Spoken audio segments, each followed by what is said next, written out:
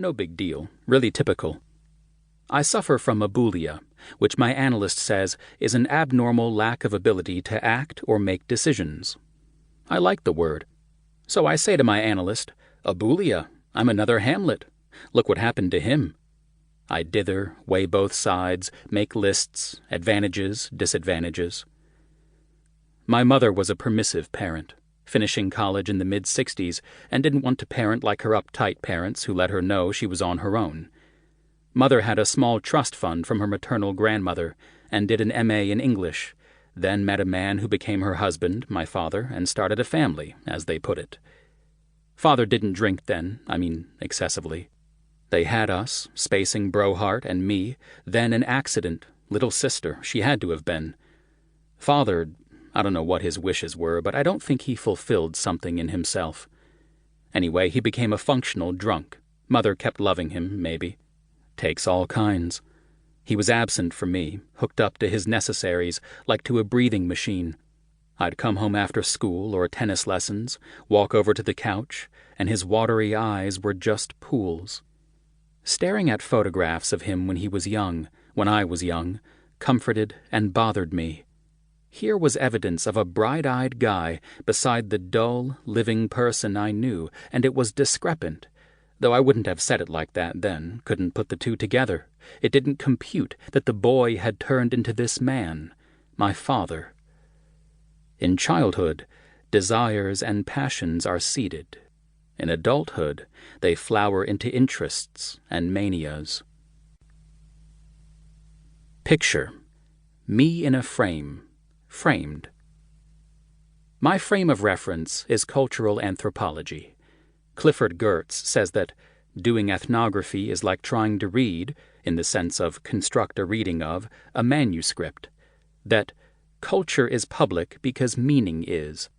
I do ethnography by working with photographs, also with the human absorption in images, and with the many forms and senses of image, creating an image, loving an image, etc. My specialty? Family photographs.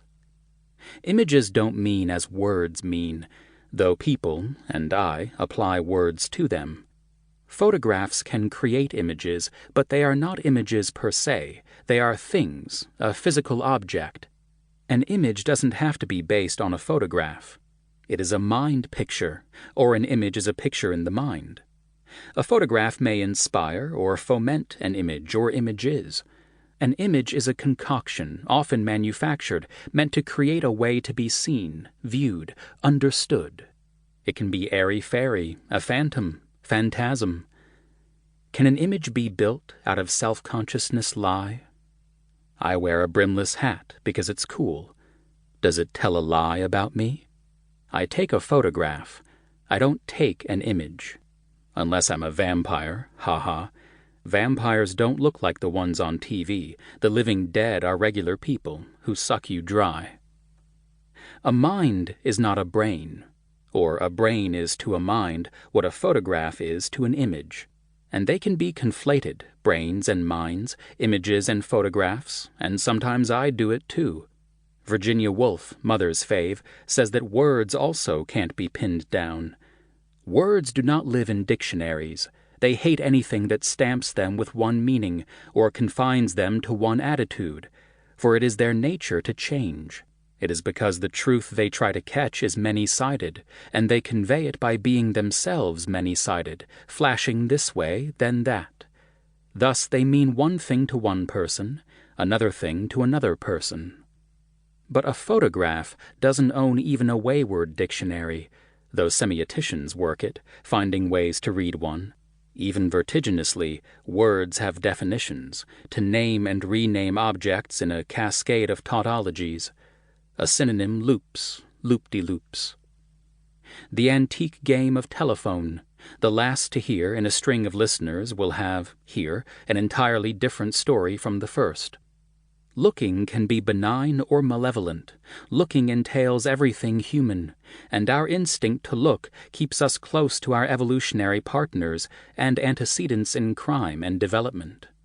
If a deer spies a human, it will determine its level of threat. A deer runs if an unknown creature gets closer than what it perceives as safe.